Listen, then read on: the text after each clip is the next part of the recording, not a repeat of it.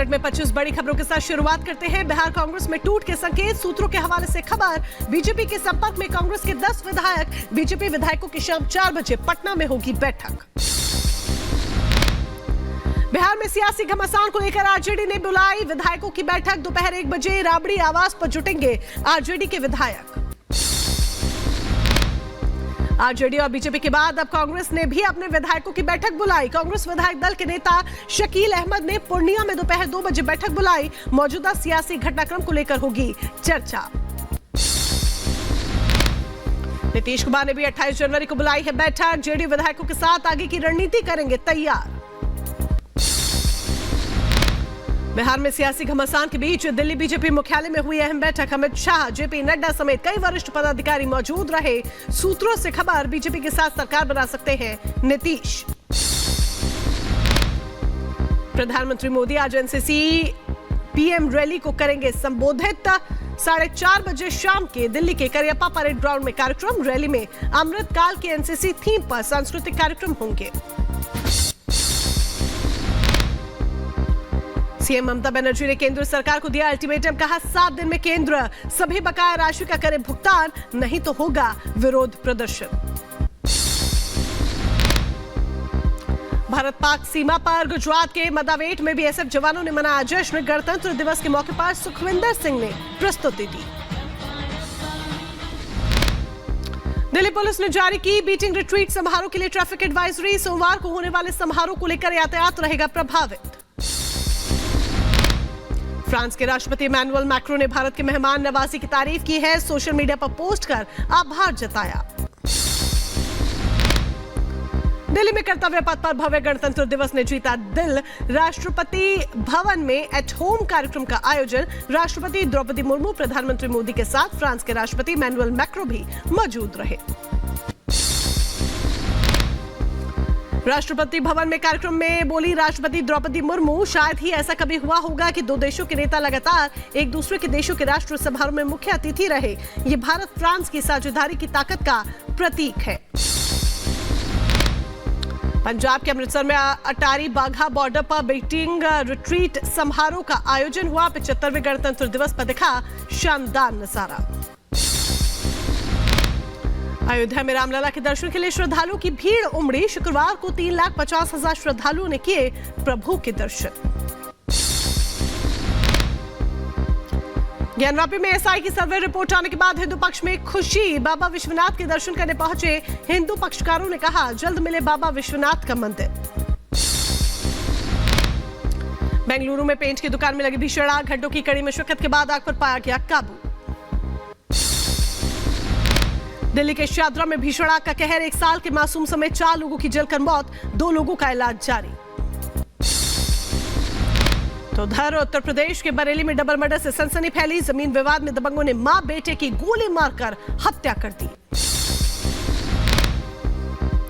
हैग में इजरायल के समर्थन में लोगों ने प्रदर्शन किया है। अंतर्राष्ट्रीय न्यायालय के बाहर एकत्रित हुए लोग।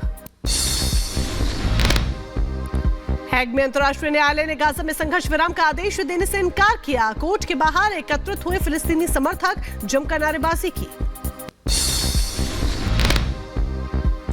संयुक्त राष्ट्र अदालत के फैसले के बाद नेतन्याहू का बयान। कहा इजरायल की रक्षा के लिए उठाएंगे सभी जरूरी कदम। उत्तरी गाजा में इजरायली सैनिकों का बड़ा हमला। विस्फोट के बाद दिखा धुएं का गुब्बार। इजरायल की ओर से बजा हमले का सायरन। गाजा में फिलिस्तीनियों के लिए पहुंचाई जा रही राहत सामग्री। राफा बॉर्डर के जरिए ट्रकों से भेजी जा रही है सहायता। अमेरिकी राष्ट्रपति बाइडेन ने कतर के अमीर से बात की है। हमास के कब्जे से बंधकों को छुड़ाने के लिए बातचीत हुई। पाकिस्तान के पंजाब प्रांत में 80 कब्रों के तोड़े गए पत्थर। पुलिस ने अहमदिया समुदाय की कब्रों को किया नष्ट। वीडियो सोशल मीडिया पर हुआ वायरल।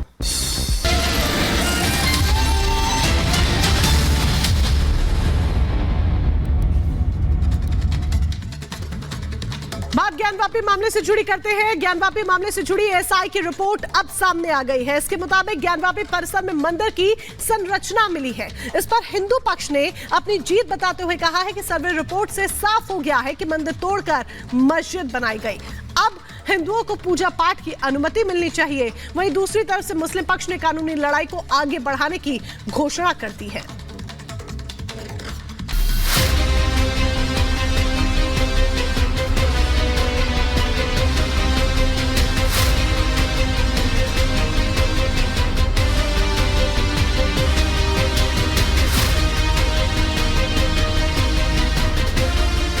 वाराणसी में ज्ञानवापी मस्जिद के अंदर एएसआई ने सर्वे किया और लगभग 3 महीने बाद सर्वे की रिपोर्ट सामने आ गई।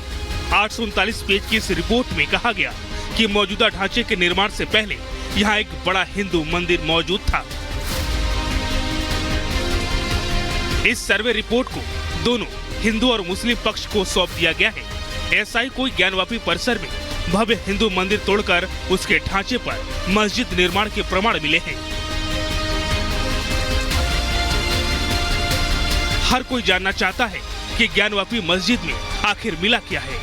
एएसआई सर्वे के बाद आई रिपोर्ट में खंडित मूर्तियां और उसके प्रमाण तस्वीरों में दिखाई दे रहे हैं। इसमें न केवल मूर्तियों की स्थिति बल्कि नाप जोख भी दिखाई पड़ रहा है। चलिए आपको बताते हैं कि ज्ञानवापी मस्जिद के अंदर एएसआई को क्या क्या मिला है। सबसे पहले ये तस्वीर देख लीजिए। ये हिंदू देवी की प्रतिमा है, इसे खंडित किया गया है। एएसआई रिपोर्ट के मुताबिक ये भगवान विष्णु की प्रतिमा है जिसे नष्ट करने की कोशिश की गई। रिपोर्ट के मुताबिक ये प्रतिमा पीछे के हिस्से से टूटी हुई मिली है और पैर भी टूटे हुए हैं। भगवान विष्णु की एक और आकृति मिली है जिसका चेहरा पूरी तरह से खराब नजर आ रहा है और ऐसी तस्वीर जिसे देखकर हर कोई हिल गया। ज्ञानवापी मस्जिद के अंदर शिवलिंग भी पाए गए हैं। ये खंडित शिवलिंग की तस्वीर है जो ज्ञानवापी मस्जिद के अंदर से पाई गई है।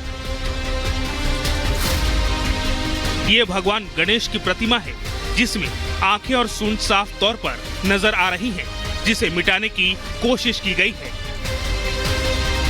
ज्ञानवापी के अंदर राम भक्त हनुमान की भी प्रतिमा पाई गई जिसे मिटाने की भरपूर कोशिश की गई।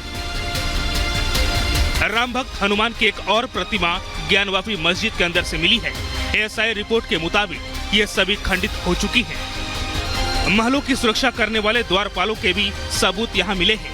यहाँ त्रिभंगा रूप में द्वारपाल की आकृति मिली है जिसका सीधा हाथ अभय मुद्रा में दिखाई दे रहा है। ये एक और हिंदू देवी की प्रतिमा जो ज्ञानवापी परिसर से मिली है जिसे मिटाने की कोशिश की गई। शिव भक्त नंदी भी ज्ञानवापी परिसर के अंदर से पाए गए हैं। ज्ञानवापी परिसर से एक और शिवलिंग की आकृति मिली है। एएसआई रिपोर्ट के मुताबिक ये भी खंडित हालात में बरामद किया गया है। एएसआई सर्वे के मुताबिक मस्जिद निर्माण में मंदिर के खंभों के साथ ही बगैर ज्यादा बदलाव किए इस्तेमाल किया गया है। मस्जिद निर्माण के दौरान खंभों से हिंदू चिन्हों को मिटाया गया है। मस्जिद की पश्चिमी दीवार पूरी तरह से हिंदू मंदिर का हिस्सा बताया जा रहा है। सर्वे में 32 शिलापट और पत्थर मिले हैं जो यहाँ पहले हिंदू मंदिर होने के सबूत दे रहे हैं।